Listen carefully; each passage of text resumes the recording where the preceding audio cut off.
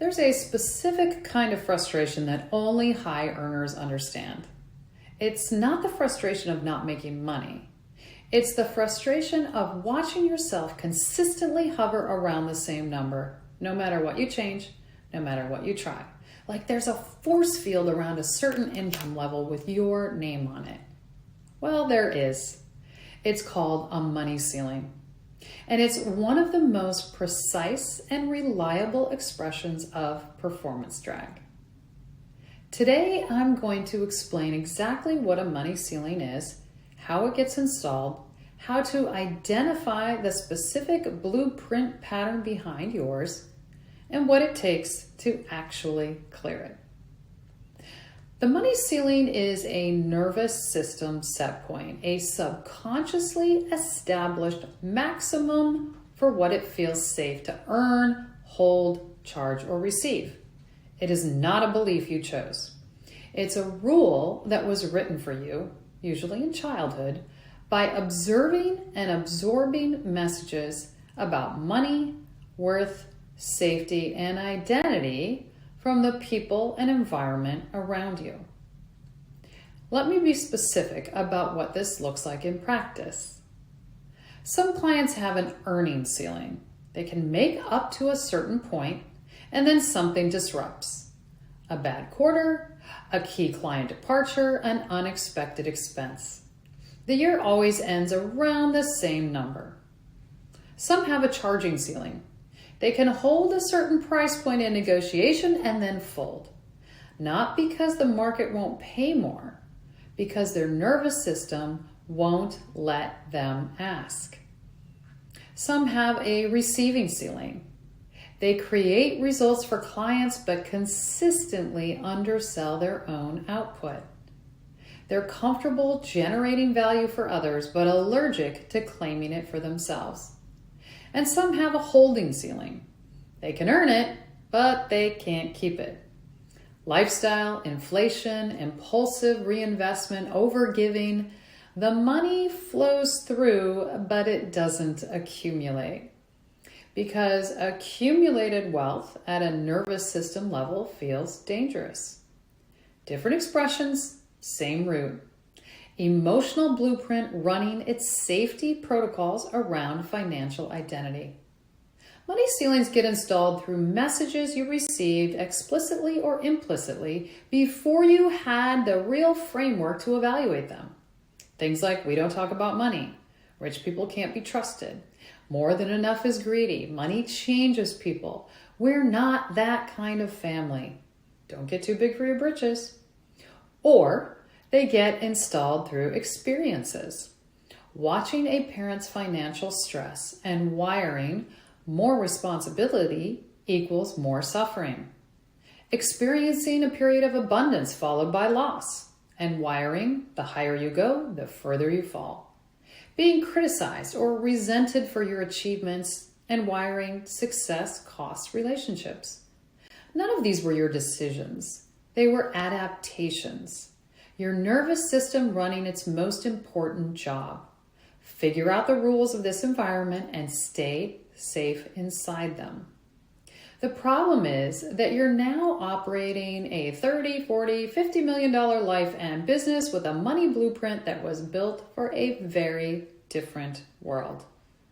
In my diagnostic work, I found 4 patterns that show up most consistently. Most people have a primary pattern with a secondary. Pattern 1, the worthiness ceiling. I have to earn the right to charge that. This person consistently underprices, discounts under minimal pressure, or apologizes for their fees. They've disconnected their output from their inherent value. They need external proof, more credentials, more testimonials, more years before they can hold a higher number. The blueprint rule, worth is conditional. Pattern 2, the safety ceiling. If I make too much, something bad will happen. This is often subconscious and shows up as self-sabotage right at the threshold.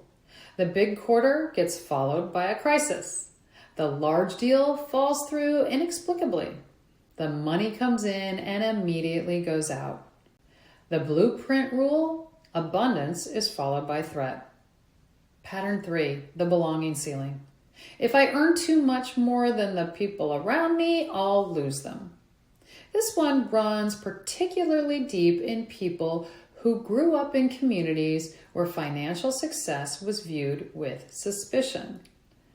Success at a certain level means becoming someone different, someone they can't relate to anymore. The blueprint rule, achievement risks belonging. Pattern 4, the identity ceiling. I don't know who I am at that level. This isn't about fear of the money. It's about the identity expansion required to hold it.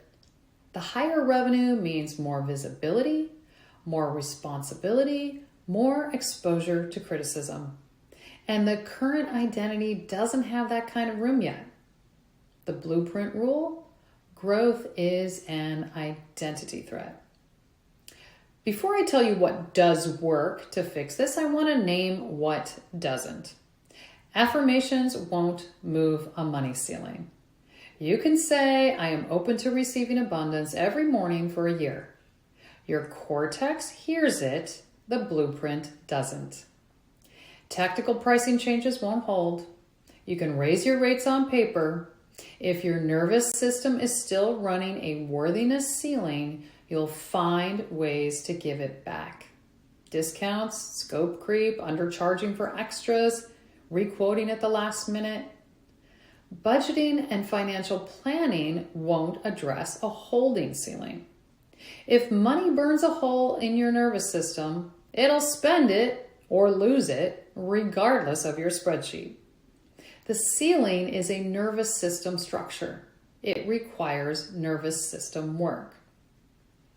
There are 3 components to clearing a money ceiling through emotional blueprinting. First, identification. You have to find the exact rule that's running, not a general limiting belief, but the specific blueprint command, such as safety is at risk above X or worth is conditional on Y. That specificity is what makes the work precise. This is what I do in the diagnostic. Second, nervous system recalibration. The blueprint was written as a survival response. To rewrite it, you have to signal to the nervous system that the old threat is no longer real. Not through argument, but through emotional processing. That doesn't mean you're telling your stories. This is the body-based part of emotional blueprinting. It works because it goes to where the rule actually lives without reliving it or telling the story.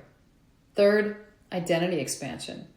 You need to have the experience of operating at the new level before your blueprint will accept it as safe. And this is where structured behavioral exposure comes in. Not forcing, not pushing through fear, but creating graduated experiences that update the blueprint's data. When all 3 work together, the ceiling lifts, not by willpower, but by the system genuinely registering that it's safe to hold and earn more. Here's the good news.